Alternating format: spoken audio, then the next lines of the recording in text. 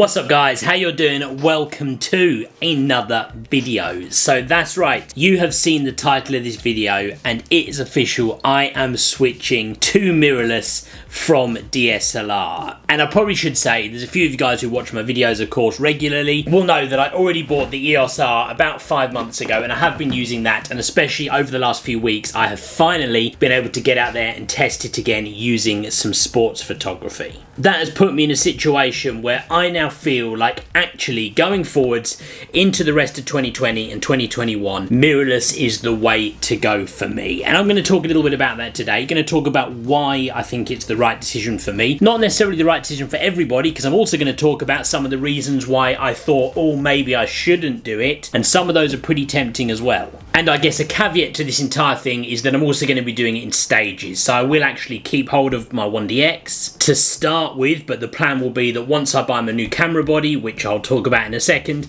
pair that with the 1DX, that will probably give me a final decision. Is absolutely the right thing to do. Should I sell the 1DX and buy a second mirrorless, which I already think is probably quite likely. But anyway, let's talk about why I think this is the right thing to do. So, first thing to say, the EOS R is a fantastic camera and I have loved using it, and pretty much all of my reasoning around why I like the mirrorless system has come from my experience of using the EOS R. Fantastic camera. However, as I move forwards, my main focus within my photography is still going to be sports, and therefore I need to think about something slightly different, because whilst this is good, and I believe I have got some great sports pictures over the last few weeks using the EOS R. Some of those will be coming up on the screen right now so you can see what I mean. The reality of it is not a professional sports camera. It struggles in some ways, the frame rate probably being the biggest thing, and actually really the only thing that I have found has caused me a problem. People talk about like the viewfinder and the delay and stuff like that. Actually, none of that's really been a problem for me. It's the frame rate which I felt was held me back, especially when I'm pairing it with the 1DX, and I can see that difference literally hand to hand. And of course with the recent announcement of the Canon R5 and Canon R6, that has really had me looking at those cameras. Now in reality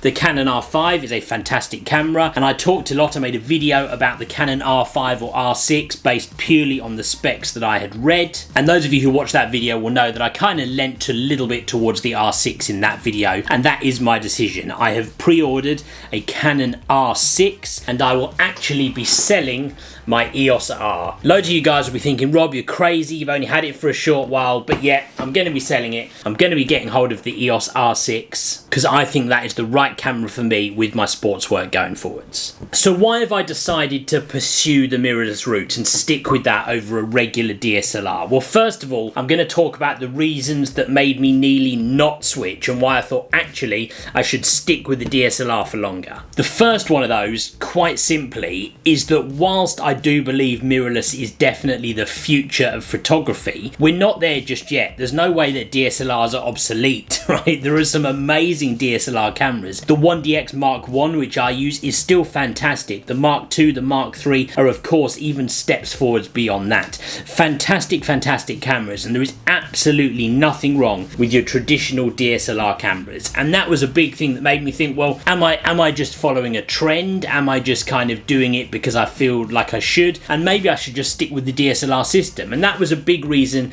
that nearly made me not make the switch. The second reason was the price, and I don't mean the price of the new mirrorless cameras, actually I mean the price of the DSLRs, because with the R5 and R6 announcement you can now get a lot of decent priced used DSLR cameras from the 1DX range, 1DX Mark II, not really Mark III, you're still paying several £1000s for a Mark III, but there's lots of well priced 1DX Mark IIs on eBay and some of the other used sites right now, and that made me think, well actually if I do that and I go with the 1DX Mark II, I could get it for a decent price, and perhaps I ride out the DSLRs for another few years and then I look at the mirrorless system. So the pricing opportunity of getting hold of a used 1DX Mark II was a big reason why I nearly didn't make the switch. The third reason was the similarity between the two bodies. Now as I said, to start with, I will be using an R6 alongside the 1DX, and I've already had the experience in the last few weeks of using the EOS R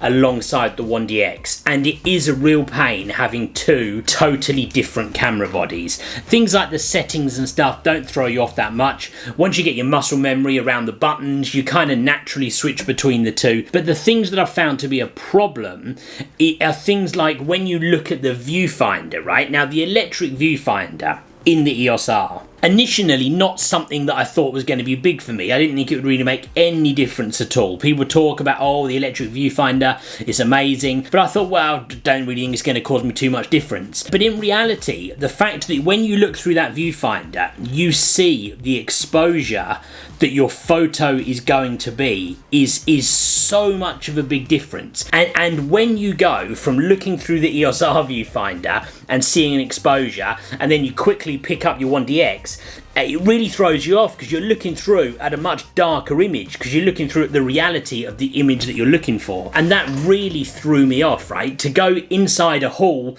photographing basketball, EOS R, perfect exposure, looking through the viewfinder. When I then picked up my 1DX, on a couple of occasions where it looked so dark through the viewfinder, it threw me off to the extent that I thought, oh, like, is it not turned on or something? And that then threw me. I missed the shot that I was trying to get. And of course, I'm still going to have that issue when I've got the EOS R alongside the 1DX. However, why that's less of an issue is, I believe, probably the next step would then be that I'd sell the 1DX and get a second Canon R6. So I've got two R6s paired together. That's probably going to be the plan. So whilst that is a problem, and it will be a problem for me, and that nearly made me not switch, it's not a big enough reason to have held me back. So let's start to look about the reasons why I have decided to make the switch. Number one, and perhaps the biggest reason and the compliment towards this Canon EOS R, is that I absolutely loved using the Canon mirrorless system. I just found the user experience to be nice. I loved that electric viewfinder. The camera felt nice in my hand. It's so small and light, and even when you put the grip on there, it's still like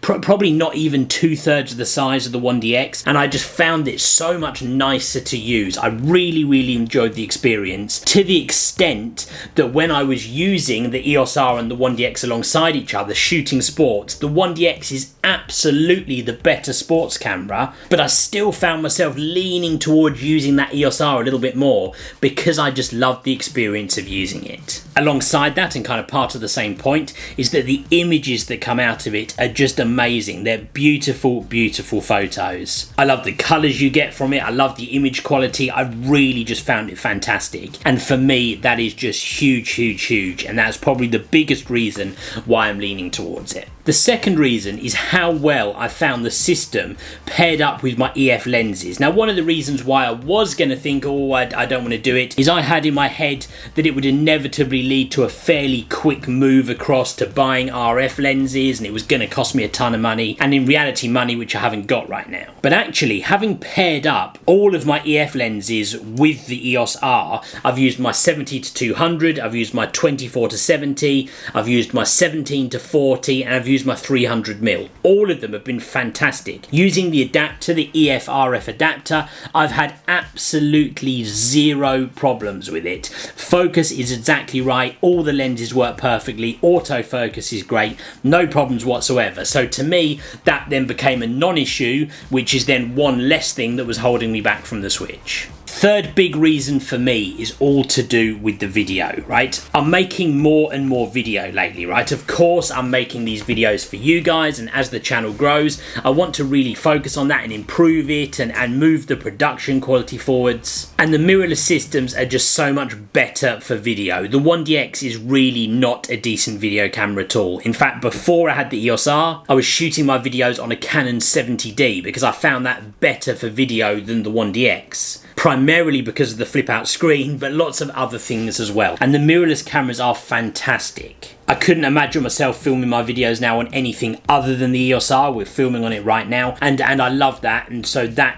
absolutely has made me think, well, I definitely want to keep hold of a mirrorless camera for my videos, and the EOS R isn't really keeping up for my sports work, whereas of course if I have the R6, it will be fine for my videos and good for my sports work as well. And the more video I do, the more that has me leaning towards that Canon mirrorless system.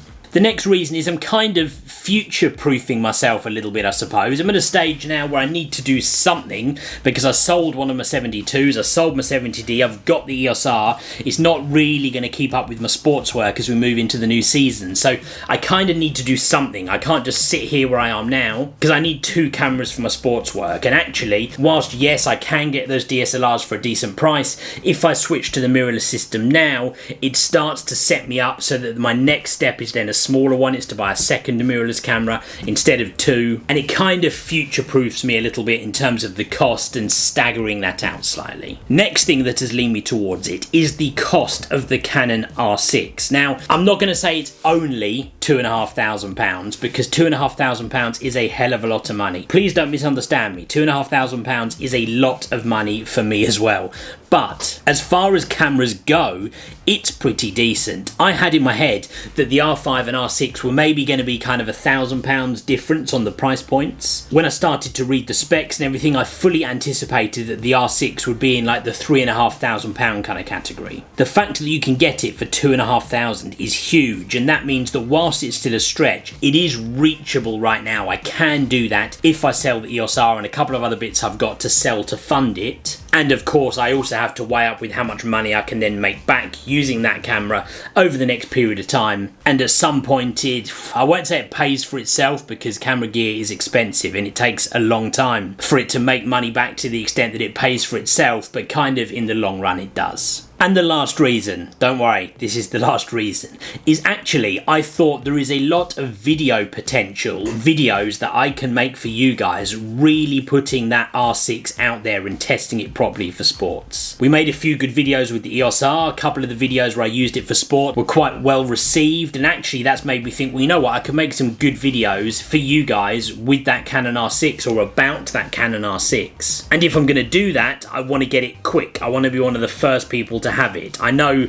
hundreds of other people will have it at the same time as me, but if I pre-order it like I've done, get hold of it straight away and make videos in the first couple of days, we hopefully can have some decent videos for you guys as soon as possible, get those out there, and that will be great. Of course, there are already people making YouTube videos about the R6, but a lot of those are like the pre-production models, stuff like that. There aren't so many people who actually have, you know, real life camera in hand using them for jobs. And so I think it's a good opportunity for us to do that. That's about it, guys. That is my reason for switching to mirrorless and away from the DSLR. Like I said, kind of going to be in 2 phases. Phase 1 is to get hold of this first R6, use it alongside the 1DX, make sure that in my mind that kind of solidifies the idea that I've done the right thing, and then we will get hold of a second R6 and sell on that 1DX. That's the plan.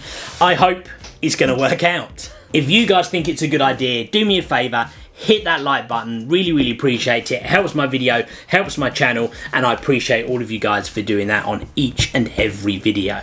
If you think it's a bad idea, let me know why. Hit it up in the comments, tell me why it's a bad idea. I got no problem at all with you guys got different opinions on it. Let me know in the comments. It's really great, and actually the interaction that we have in the comments and some of the info that I get from you guys is huge, and in many occasions has helped me kind of shape my decisions with what I'm doing. If you guys are new to the channel, make sure you hit that subscribe button. It takes you 1 second. It is right down here somewhere. Really quick to do. Hit that subscribe button. Loads of other videos coming on my channel. In the meantime, guys, thank you very much for watching, and I will see you on the next video.